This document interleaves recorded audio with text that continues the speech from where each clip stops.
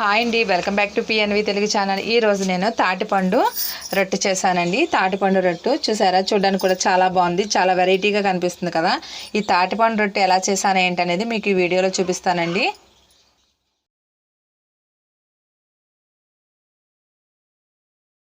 నేను తాటికాయలతో పాతకాలం వంట ఒకటి చేస్తున్నానండి. ఈ తాటికాయలతో ఇదివరకు పెద్దవాళ్ళు రొట్టెలని గారెలని అలా చేసేవారట. ఈ తాటికాయలతో ఈరోజు నేను రొట్టె చేస్తున్నానండి. ఈ తాటికాయలు రొట్టె చేయాలంటే తాటికాయలు ఫస్ట్ మనకి పండిన కాయలు తీసుకోవాలన్నమాట. ఇలా మెత్తగా ఉండాలి.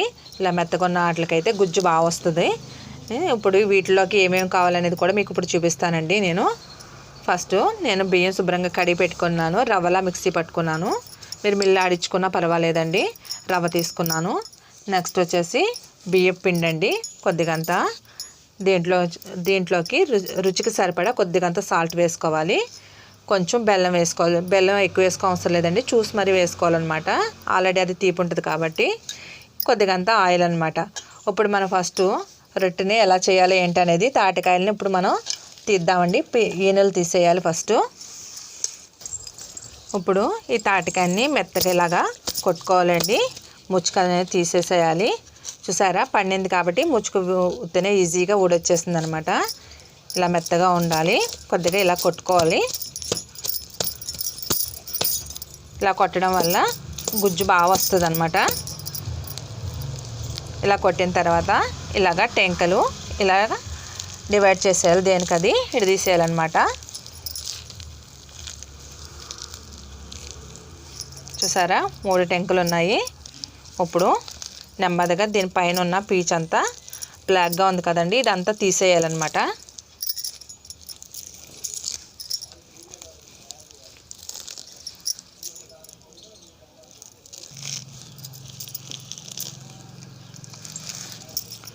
టెంక్ అనేది ఇలా లాక్కున్న తర్వాత అండి మనం ఇలాగా సాఫ్ట్గా ఇలా అనుకోవాలి.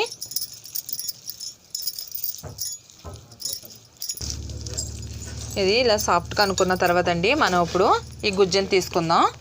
ఇదిగోండి, ఒక ప్లేట్ తీసుకుని జాలి గిన్నె తీసుకున్నాను నేను. దీంతో ఈ గుజ్జుని అనేది ఇలా అంటే గుజ్జు అంతా లోపలికి వస్తుంది.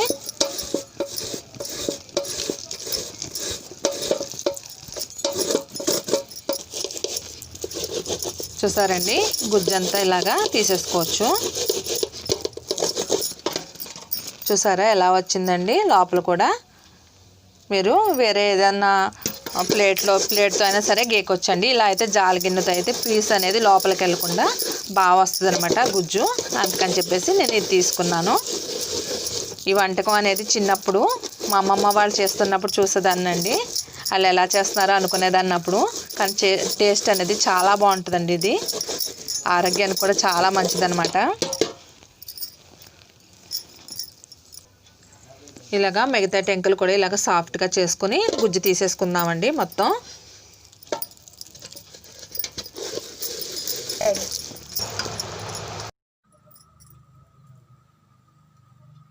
గుజ్జు 2 కాయలు తీసేసుకున్నానండి. ఇదిగోండి, 2 కాయలు తీస్తే ఇంత గుజ్జు వచ్చింది. ఇది మొత్తం గిన్నెలోకి తీసేసుకుందాం.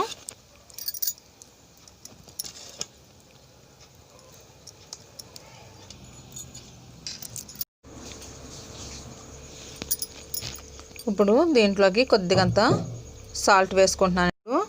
బెల్లం కొద్దిగా వేసుకుందామండి. బెల్లం ఎక్కువ వేయద్దు. ఇప్పుడు బియ్యం రవ్వ ఉంది కదండి, అది కొద్దిగా పోసుకుంటూ కలుపుకోవాలి.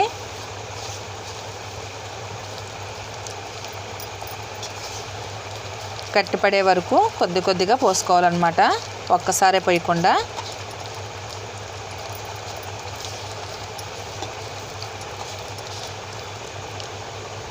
ఇలా కొద్దిగా పోసుకొని చూసుకోవాలండి. మనకి రొట్టె వేసుకోవడానికి వీలుగా ఉండేటట్టు చూసుకోవాలన్నమాట. మరీ ఎక్కువైనా కానీ నూక ఎక్కువైనా బాగోదన్నమాట. రవ్వ అనేది కొద్దిగంత బియ్యం పిండి అండి, అది కొద్దిగంత వేస్తే బాగుంటుంది అనమాట. రొట్టె అనేది విడిపోకుండా బాగా వస్తుంది అనమాట ఈ పిండి వేయడం వల్ల. అందుకని కొద్దిగంత వేస్తున్నాను.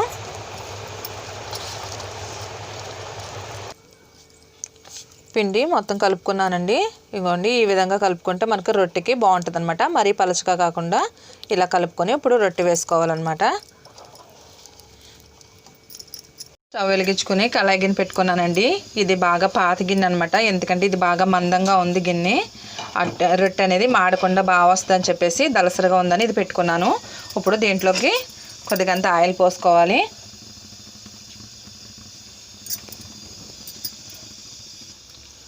ఆయిల్ వేడెక్కిందండి.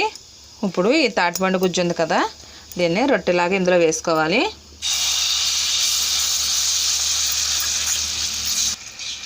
ఇలా మందంగా వేసుకోవాలండి, సిమ్లో పెట్టుకోవాలి. మందంగా వేసుకుని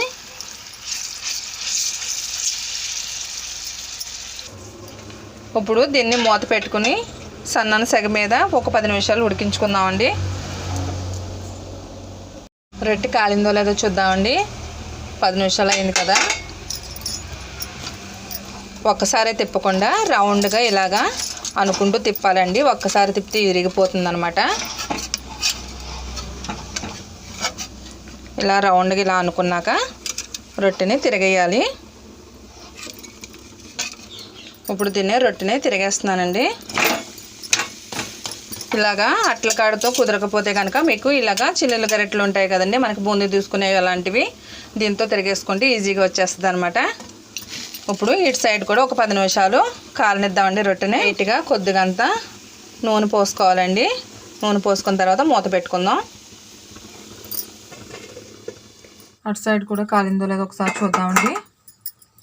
కాలిందో లేదో ఇలా చూద్దామండి. గరిటె పెట్టుకొని పిండి అంటుకుంటుందో లేదో తెలిసిపోద్ది మనకి. ఇది చిన్నప్పుడు మేము హాలిడేస్ అప్పుడు అమ్మమ్మ వాళ్ళ ఇంటికి వెళ్ళినప్పుడు అమ్మమ్మ చేసేదండి. చాలా బాగా చేసేవాళ్ళు వాళ్ళు.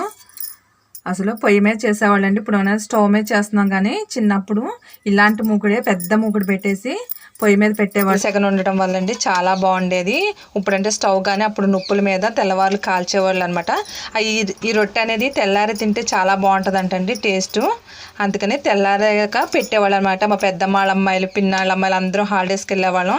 అప్పుడు చాలా ఇంట్రెస్ట్గా తినేవాళ్ళం. ఎలా ఉంటుందా ఏంటో అనుకునేవాళ్ళం. అసలు చాలా బాగుండేది. ఇప్పుడు మా పిల్లలు తినడం కోసం కంగారు పడుతున్నారు, ఎలా ఉంటుంది మమ్మీ అని చెప్పేసి.